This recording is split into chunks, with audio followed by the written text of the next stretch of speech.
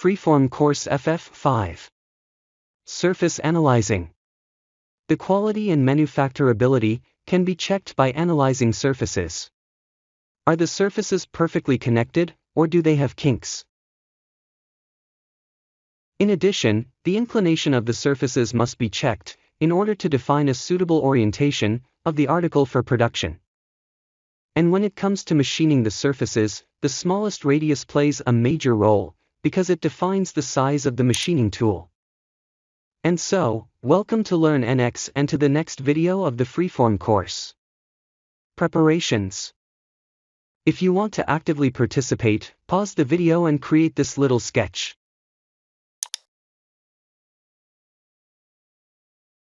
The revolve command is then used to create this small surface,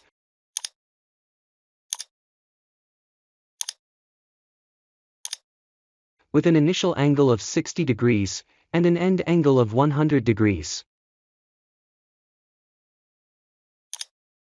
And the extrude command is used to create the opposite surface.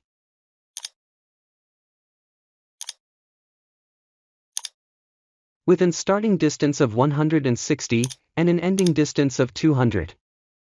A connecting surface is now created between these two surfaces, through curves. This command can be used to select up to 256 cross-sections. Similar to the bridge curve command from the last course, different connection types can also be selected here. Isn't there a bridge surface command?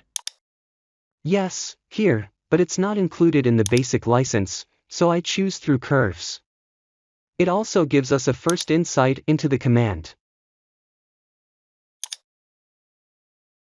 The connecting surface is now created by selecting the two edges.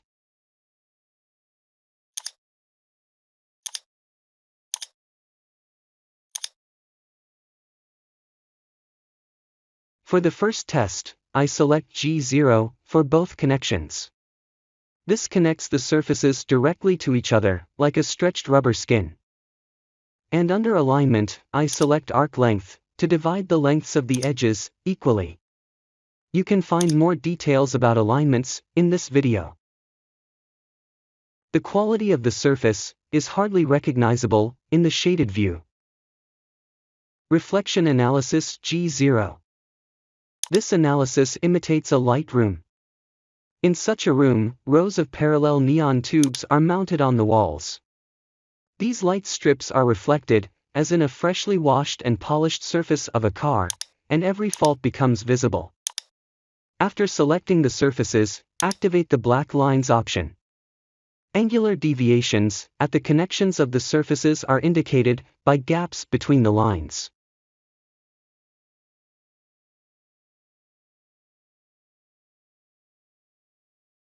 Three different lines can be selected. The number and orientation of the lines can also be changed.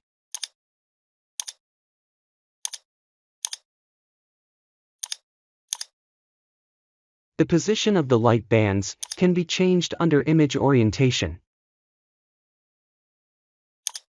And under settings, the resolution can be improved with the display resolution option. With today's graphics cards, super fine resolution should not be a problem. And with face reflectivity, the surface can also be made more matte. In case the car is not freshly washed and polished? Exactly.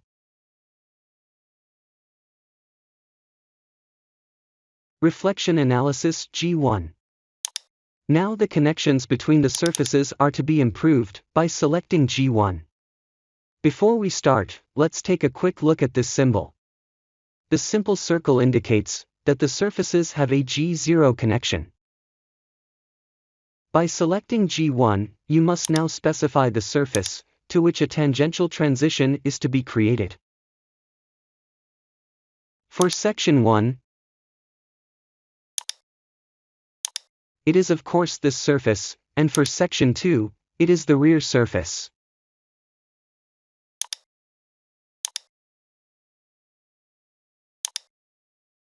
The connection G1 is symbolized by the circle and a line. The G1 connection now also allows the flow direction to be selected.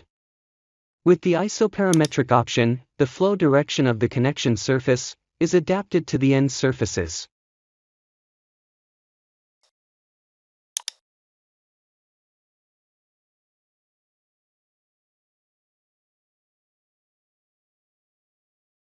The shaded view looks quite good, but the reflection analysis shows kinking lines at the connection. Such kinking lines are the result of the immediate change of direction in a G1 connection. If the reflection lines of a car are kinked like this, what does that mean? That this car already has, how shall I put it, a certain history. And I simply have to drive the car into such a light room in order to analyze it. Suppose I don't have such a room available? No problem, on a sunny day, a railing, fence or tautly stretched washing lines in the background are enough. Spray the car with water, and the analysis can begin. Reflection analysis G2. Now the connection of the surfaces is further improved with the G2 setting. The connection G2 is symbolized with a circle and two lines.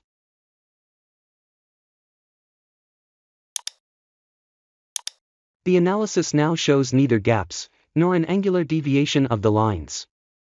Despite the very simple construction of the base surfaces, the result is an aesthetic surface connection. Somehow, the surface reminds me of the bonnet of a classic car.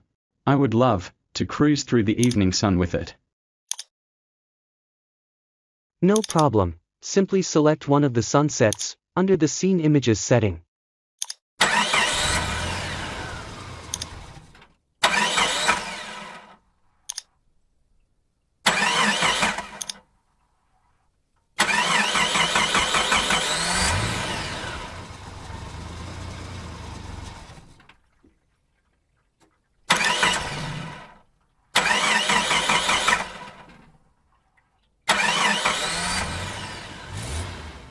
Section analysis. This command can now be used to analyze the curvature or radius of the surfaces. I select the XC plane as the section plane. You already know the other settings from the last video. The Show Comb option can now be used to analyze the connections between the surfaces and the surfaces themselves. Here you can see the uniform radius of the initial surface, and then the steady increase in curvature in the next surface. The curvature then becomes less and less towards the rear surface. The command is not included in the basic license.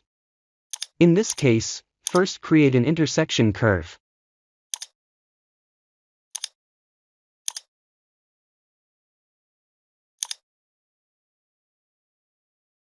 You can then check this with curve analysis.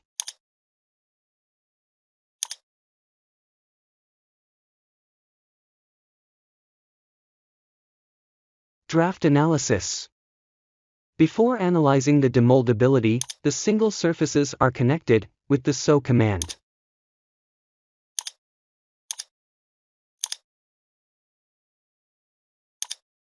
There are two similar commands in NX, draft analysis and slope analysis.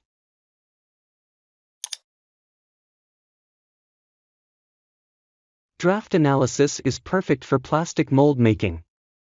Slope analysis, which I will introduce in the next chapter, is not as comprehensive, but is included in the basic license.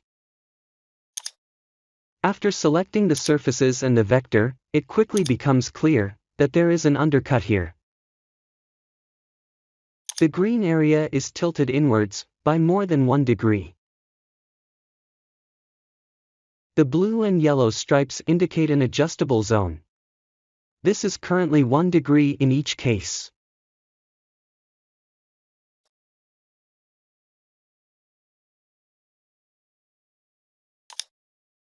The inclination changes from positive to negative exactly between the yellow and blue stripes.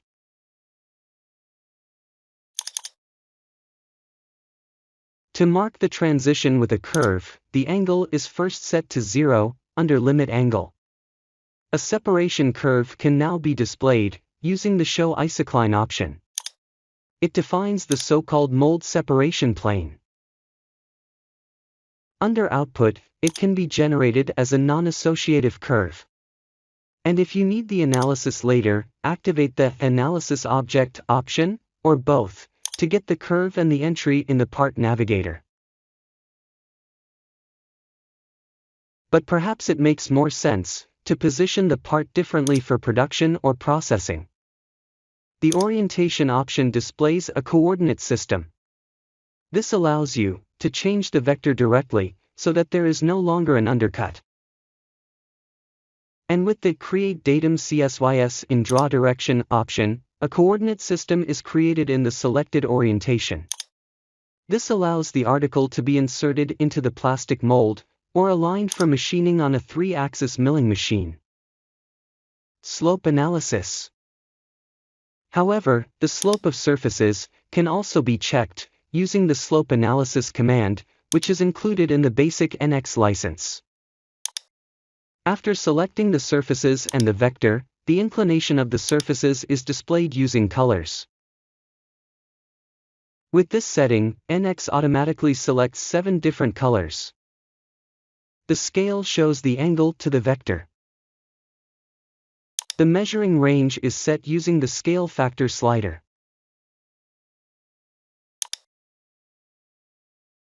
And the angle of the vector can be changed with middle.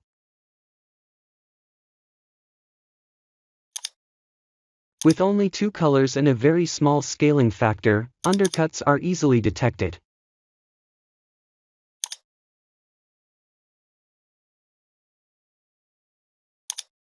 And for special measurements, an angular deviation with adjustable limits can be set and colored with user-defined. Before you start the next chapter, I have one more question. How do I create the isocline curve? Quite simply, with the isocline curve command.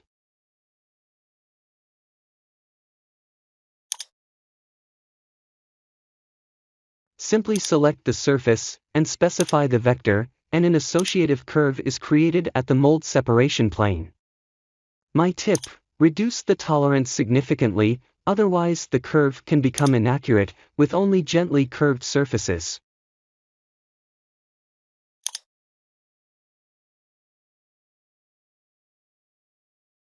Radius analysis. This command now also analyses the radius.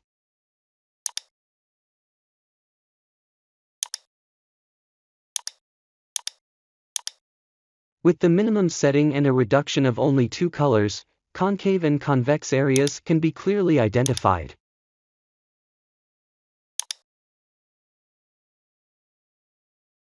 And under minimum and maximum, the measuring range is shown with the smallest and largest radius.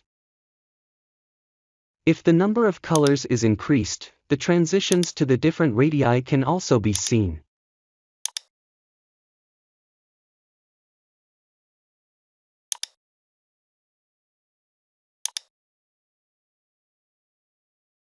The measuring range can also be restricted with scale factor, for example, to better analyze transitions.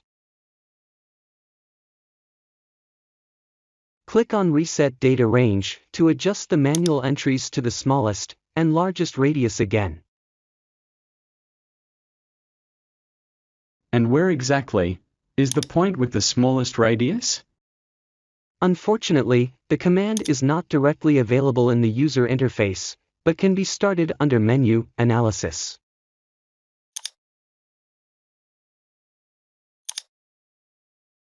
After clicking on the surface, the point with the smallest radius is labeled with the Create Point at Minima option. And so the smallest concave radius and the smallest convex radius are labeled. If you liked this example, please give me a like and subscribe to LearnNX on YouTube. I'm always open to ideas and suggestions. Write in the comments or directly to info@learnnx.com.